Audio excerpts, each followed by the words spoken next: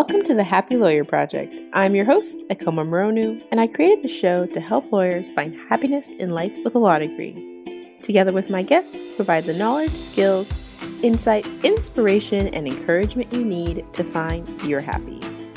For those of you listening from the U.S., today is the 4th of July. So happy Independence Day, happy long weekend. I hope everybody's having an enjoyable and safe holiday. But in honor of the holiday, I wanted to do a special show around the idea of independence and freedom. And for me, that really boils down to the idea of financial independence. Because I think that for so many young lawyers, it's the money that keeps us in the job, it's the student loans that keeps us up at night. So today I have on a very, very special guest who's going to chat about how she leveraged her time in BigLaw to retire after just 5 years. Enjoy. Welcome, you guys. And in honor of Independence Day, today we'll be chatting about financial independence. And I'm super excited to have Anita on the show to share her story of leaving BigLaw and reaching financial independence at the ripe old age of 33. Welcome, Anita. Hi. I'm super excited to have you on, and I think it'd be great if you could just start by sharing a brief description of who you are and how it is you got to where you are. Okay. I'm Anita, as you said earlier. So I was a lawyer for about 5 years. I worked for 3 years in Chicago and 2 years in Sydney. I worked at Skadden Arps, so BigLaw. I lived very simply, and I saved a lot of money and invested well. And now, theoretically, my projected passive income exceeds my expenses. So theoretically, I don't have to work again. And I've spent the last, year and a half plus just traveling around the world and writing about how awesome life can be if you, give up on the hedonistic treadmill and unlock the golden handcuffs. For the regular listeners of the show, they know that I'm a huge personal finance junkie and read a lot of personal finance blogs. I'm really fascinated by financial independence and early retirement, and I'd be interested to know how you discovered the concept and when it became something you became interested in. Yeah, so I remember reading the book Your Money or Your Life when I was a teenager, and that just kind of cemented the attitude toward money. Enough is enough. Don't live just to earn money just for the sake of accumulating money. So I think I was probably 16 or 17 when I read that, and I put retire early on my bucket list. And then I kind of forgot about it. Went to college, started working in insurance, blah, blah, blah. And then I decided to go to law school. And during our first year of law school, you interview with big law firms. And I remember hearing about the salary and thinking, well, I made 4 times what the average person made. Can I retire 4 times early? So I reread Your Money or Your Life, and then all these ideas started to swirl. At that point, I had been interviewing in California and New York as well as Chicago. But after reading the book again, I decided, to take the job in Chicago because the cost of living is just so much cheaper than on the coast. I just had a plan where, I got hand-me-downs from my sister. I took my lunch and breakfast to work every day, and just every extra cent was spent on, my plan to retire early. So you went into BigLaw knowing you were going to retire early? Yes, yeah, that was my plan. And did you have a number of years? Did you know how long you thought it was going to take? I vastly overestimated how long it was going to take. I thought it would take me about 3 years just to pay off my student loans. Because I was super conservative and all these cushions, all this stuff. It took me about a year to pay off my loans. And then I thought it'd take me maybe another 6 years to retire, but it took another 4. So, it's all these cushions, thinking, taxes went up, or if I decided to have a more expensive apartment or whatever. So it definitely took less time than I thought it was going to. Okay, so no, you have to slow down. It took less time. So yes. Did you have 6 figures of loans, 5 figures, 3 figures? What kind of student loans did you have? Sure. So as soon as I graduated law school, I think I was definitely over $100,000. I don't remember exactly how much. I wasn't keeping that much track. I graduated in 2009, and that was when the world was falling apart. So my law firm gave us a deferral year. So they paid our minimum student loans for a year. They gave us a third of our salary, and, we could go do whatever we wanted for a year. So I threw some of the money at my student loans, but the rest I spent traveling the world. I didn't seriously buckle down and start looking at all of this until I started working in October 2010. And then I had $95,000 in student loans. Okay. So that's pretty phenomenal. So your savings rate was really high. Yeah, right. It was 75 to, 80%. And were you living with family? I feel like rent alone. No, Chicago was super cheap. So I had a roommate and, we split all the utilities and all that stuff. And she had all the furniture. So I didn't even need to buy any furniture or anything like that. My rent was $750 a month, so it was very reasonable. And I biked to work, or I took public transportation. I didn't have a car. I didn't buy really any clothes. I think I bought maybe a couple pairs of pants that totaled maybe $100 for my first year, and that was it. So everything else was handed me down from my sister. I didn't go to any movies. I didn't go to any concerts, anything like that. It was really laser focused that first year, trying to get pay off my loans. So where does that laser focus come from? Don't you, when you were working those BigLaw hours, didn't you feel a sense of, because this is what people often say, is that they feel like they deserve kind of all of the perks that come with it? And I saw people doing that all the time. They'd be shopping on their lunch hour and all this stuff. And I just didn't understand it, to be honest. It's why would you buy another dress when you could buy your freedom? Why would you buy another iPhone or something when you could buy, your own life? To me, it was just never a choice. I was, I was so afraid that, my lawyer firm realized that I had absolutely no idea what I was doing, and they would fire me, and I'd have these huge student loan payments over my head. So every paycheck was just a relief. I made it another 2 weeks, and they didn't realize I didn't do anything. So. I still feel that way, so, and I'm 6 years in, so. To me, it's I get this huge paycheck, and now I can pay off this, big chunk of loan, and it was just always such a relief. It was such a rush. So, I never experienced that when I bought anything else except the ability to make my own life. So then how did you figure out your freedom number? So I've been keeping track of my expenses for years and years. My absolute minimum number was $450,000.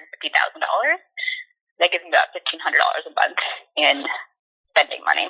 And that was in Chicago, it's super cheap to live there.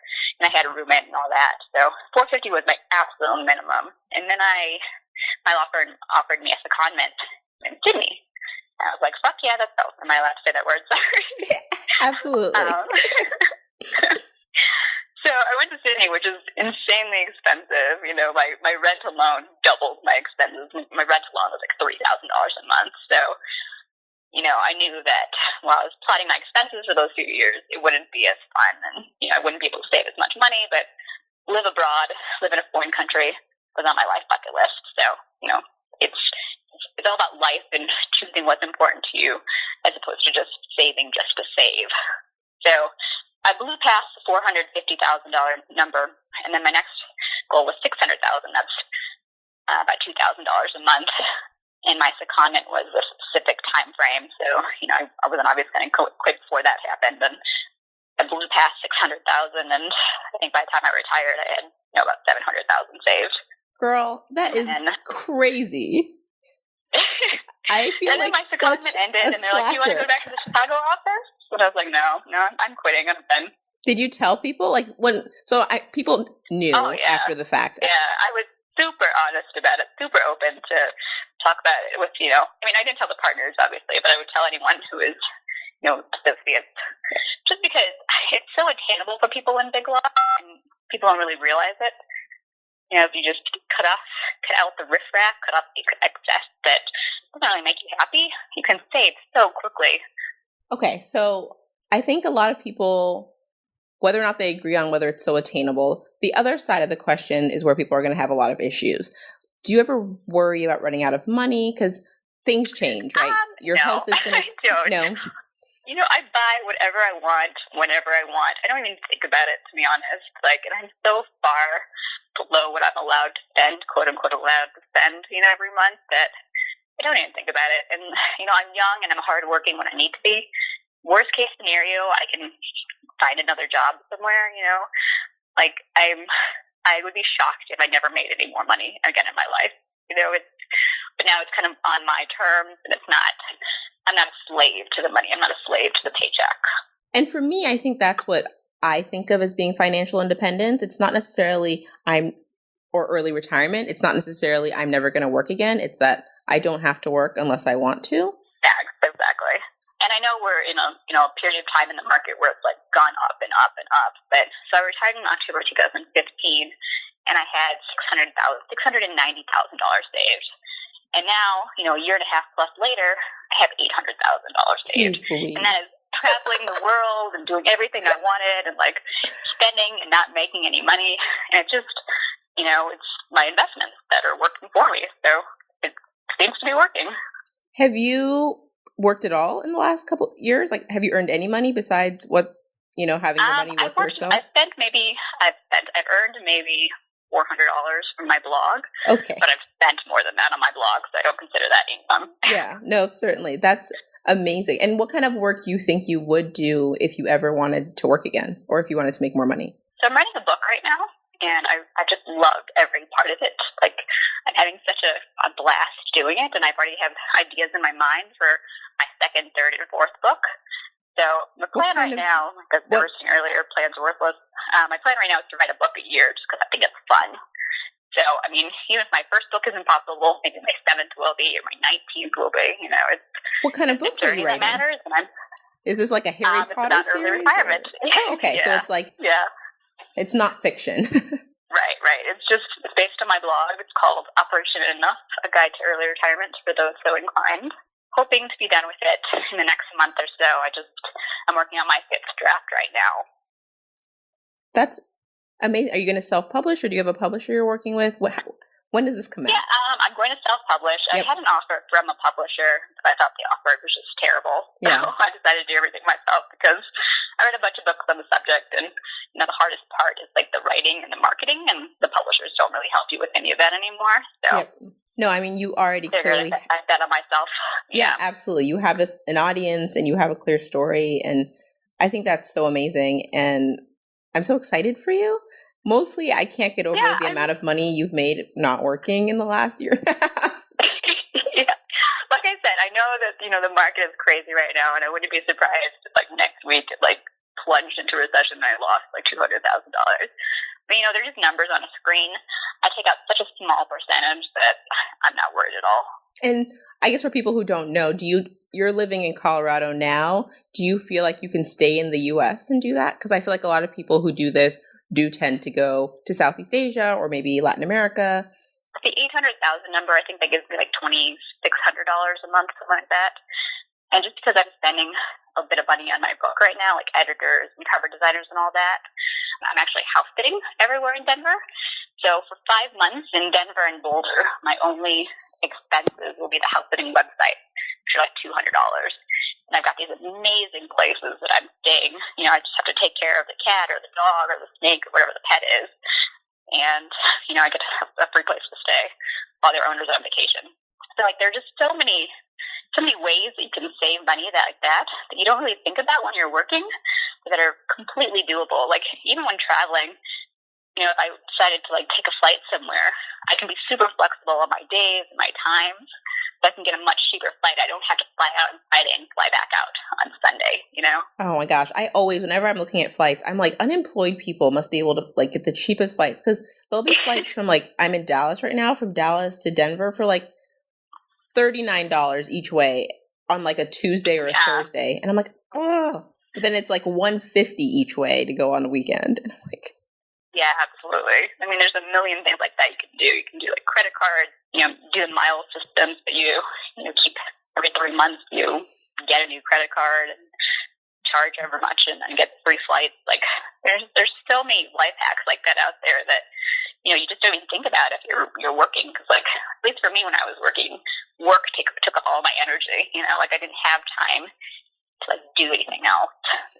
And so, do you ever get bored? Do you feel going from an environment like Skadden, what was that transition like, I guess, being in such a kind of intellectually challenging, kind of rigorous, very structured environment to being a traveler. How did you make that transition, and how was that first year for you? So I get that question all the time, and I'm always like shocked by it. Like, there's so much in the world to see and do. I can't imagine ever getting bored. I honestly don't know how I have time to work because there's so much I want to do. And like, when I was working at the end of the night, I was just so tired. I'd come home and I'd just throw on the TV and do nothing, you know? Now I don't really watch TV at all. Like, I don't need to unwind that way. My brain doesn't need the time off. Like, I do what I want when I want. And there's so much I want to do that, like, you know, I can't imagine another life at this point. You know, I look back at my life at Skadden and, you know, I don't regret it, but I'm amazed I was able to do it that long. Because it did feel a little bit soul-sucking. Like, the rigidity, just to being able to, like, not, you know, have my own time be my own time, you know? The law firms, they pay you so much money, not because you know things. They pay you for your time. They pay you to put work before sleep, before friends, before vacation, before family, before everything. And, like, now, like, my time is my own, you know? It's just such a refreshing relief. Like, I didn't feel any... All I felt was relief. I didn't feel any sort of like disconnect from that year. Like, it was so easy to like jump into it and just enjoy it. And do you ever get lonely? So I'm hoping, as I mentioned to you before the call, to do at some point around the world. Like, I would love to do an around the world trip. I've always wanted to buy one of those tickets and like chart a course around the world. Yeah. So that is my biggest problem in life right now.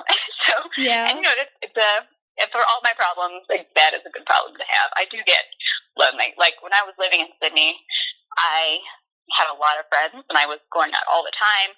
But I think when I quit my job and I started traveling, that was the hardest thing to get over. Just, you know, not having close friends, not really dating, that kind of thing.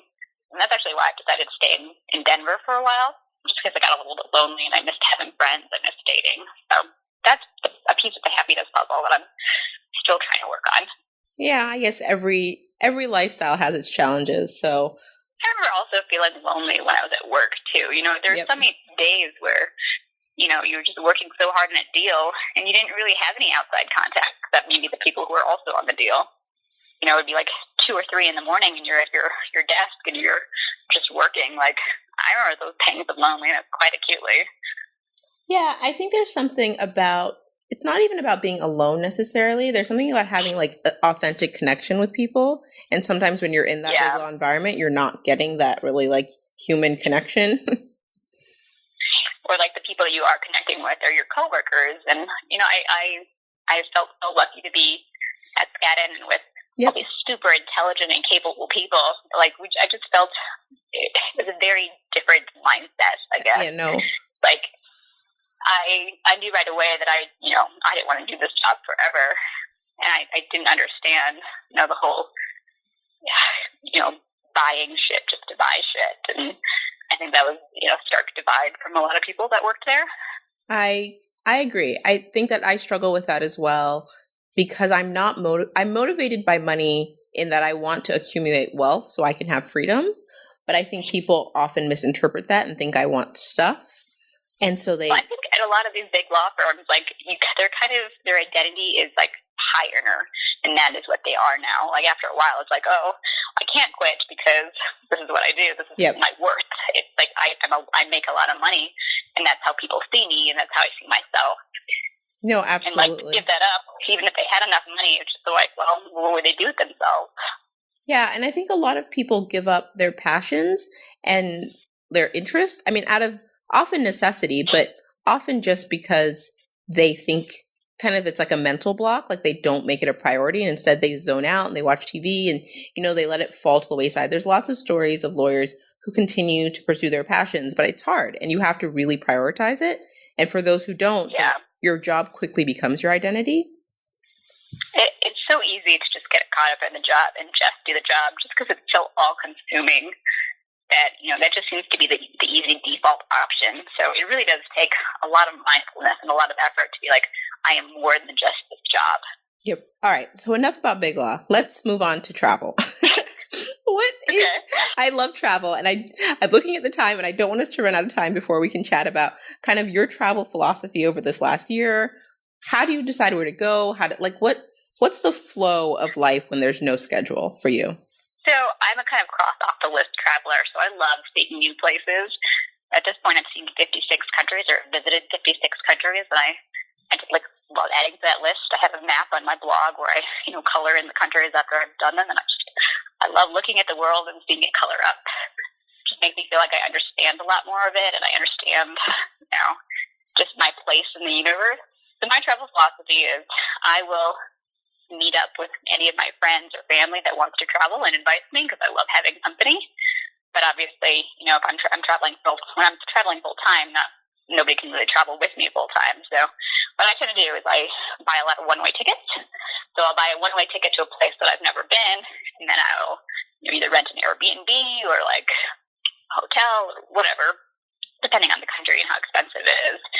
And I'll just hang out there until I get bored, and then I will buy another one-way ticket and go somewhere else that I've never been.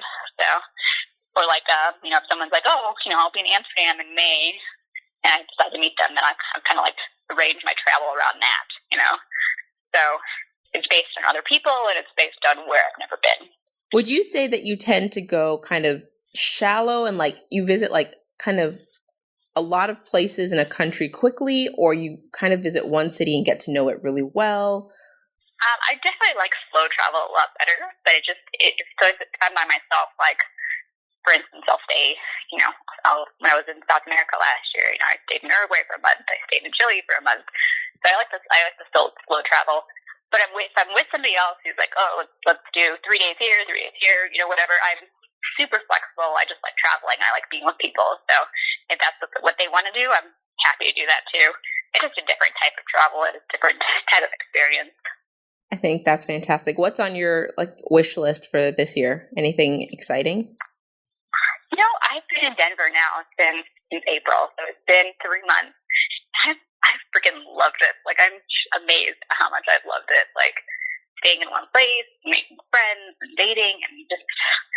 So I originally thought that I was going to go to Colombia and, hang out there for a few months and take Spanish lessons and learn a foreign language on my life bucket list. So I was going to do that when the weather turned here in Denver.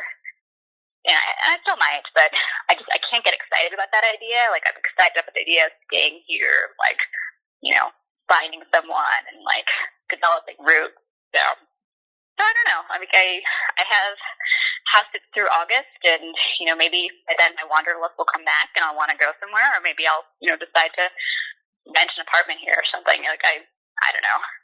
I think that's really interesting that you so naturally kind of move in and out of what you think of as being the appropriate way to live your life.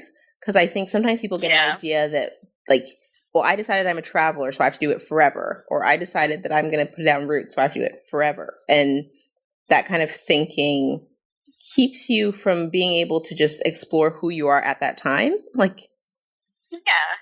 I kind of had that as well. Especially since I had this blog, it's kind of my identity at that point was I'm the girl that retired early and traveled the world, But I was in Qatar and I was just so miserable. I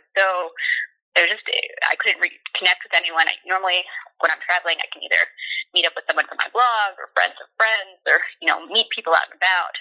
But when I was in Qatar, just for some reason, I could not meet up with anybody. It was a week of just completely feeling alone and isolated. And then I was like, you know what? This is silly. I have complete control over my life. I write the story. That's what I wanted, the freedom to do what I wanted. And it's silly to marry yourself to an idea of what you are, because what you are changes. So, I decided to stay in one place, and I think that really, for at least a little while, and I think that really is, helping my sanity a little bit. So, I would seriously doubt that I will be here, forever. Of course I'm going to travel again. I just don't know what that's going to look like. It might be a month, or it might be a week, or it might be, another year of traveling. I don't know. I have the freedom and the flexibility to do whatever I feel like doing with my life. And I think that's the key. There are people out there who are probably thinking or wondering what you think adding another person, like if you meet somebody or if you decide, I don't know if you're interested in starting a family, if those thoughts about kind of adding, other people to this journey and how that all fits in. Oh, I would absolutely like to. I mean, that's another reason that I'm staying in one place, just because I would love to have somebody share the journey with me. And to me, that would be like an added level of security. You know what I mean? Like, it's so much cheaper to have an apartment to split the cost with somebody. It's, cheaper to eat in your meals as opposed to going out over meals. If I had somebody here to cook with, like, that would be so much cheaper. It's like you can adapt your life as necessary. I think I'm, at this point, I'm like the most expensive life for me because there's so many things that I'm doing that it's just myself. Like when I'm traveling and I'm renting a place, like I pay for everything, whereas if I had a boyfriend or a husband, like I'm assuming that I wouldn't pair up with somebody who was like a mooch, someone who was financially competent and had something else to bring to the table as well.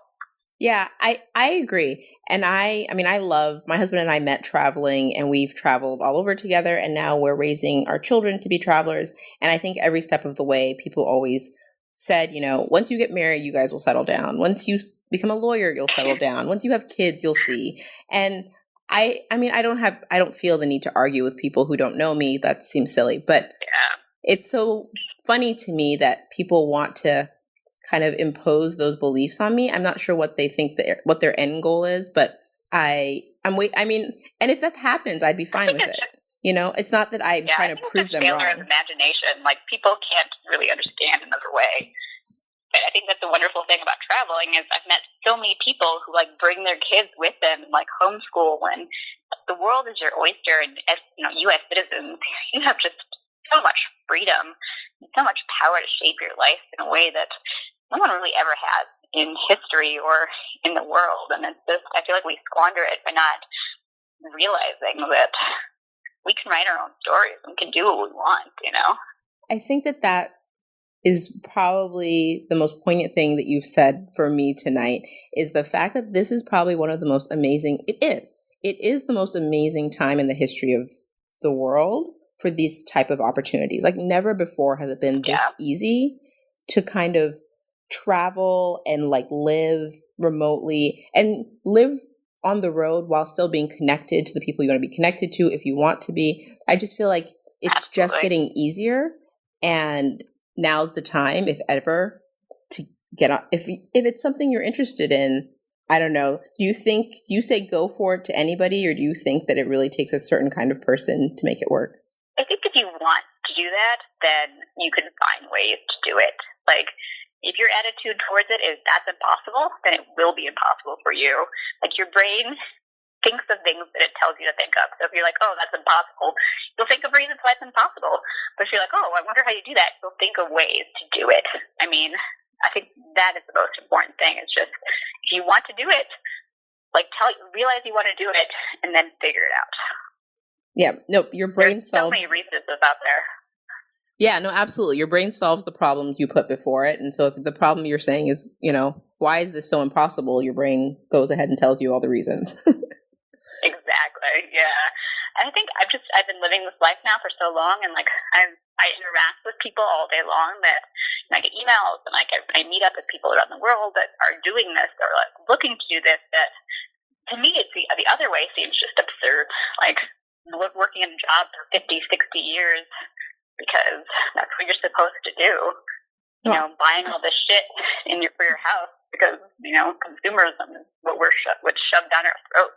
I completely agree. And I think that if you're somebody who's interested in this, for me, one of the best things that I did was I started interacting in communities of other people who think like this, because then it didn't feel so freaking weird.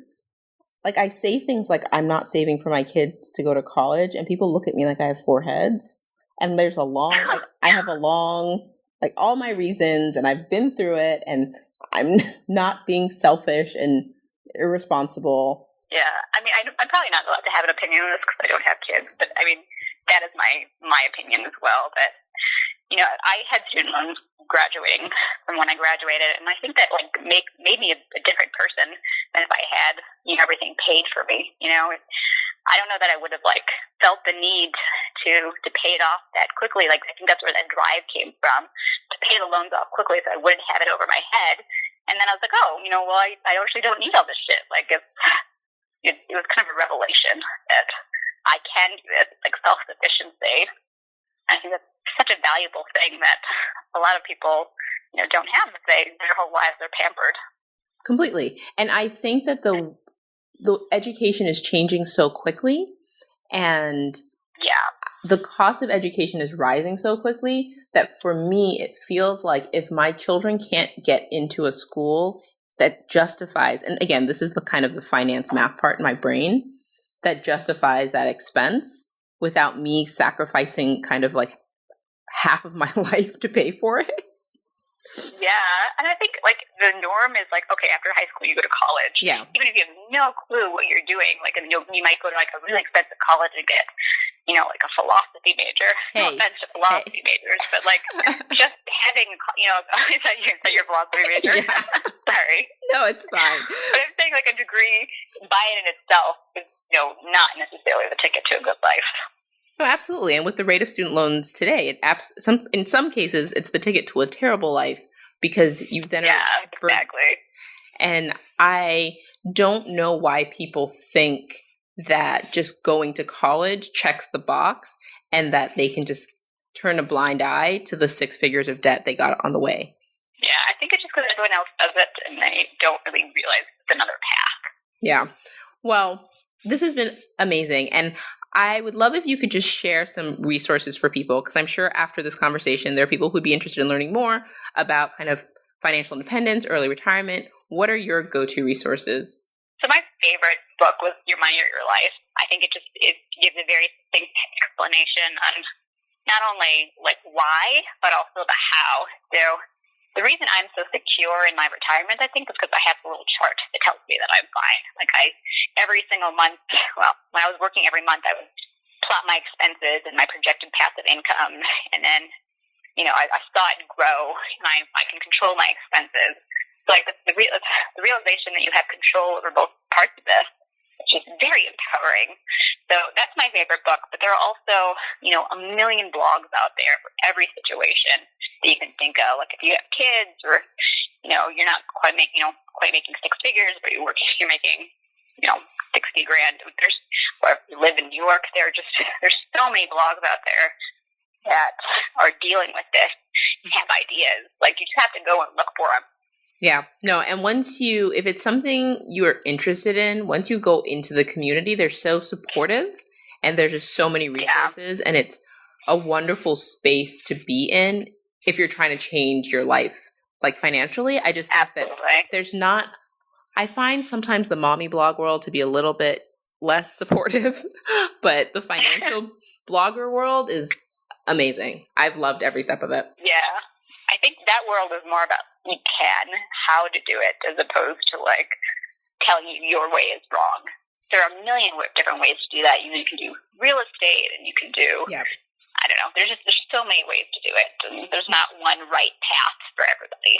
Completely. And to be fair, it's easier to be objective with money because it's numbers and when it's your children, that's a little bit, and it's also, personal finance is personal, but your kids it's a different level. So I shouldn't be so mean to mommy bloggers.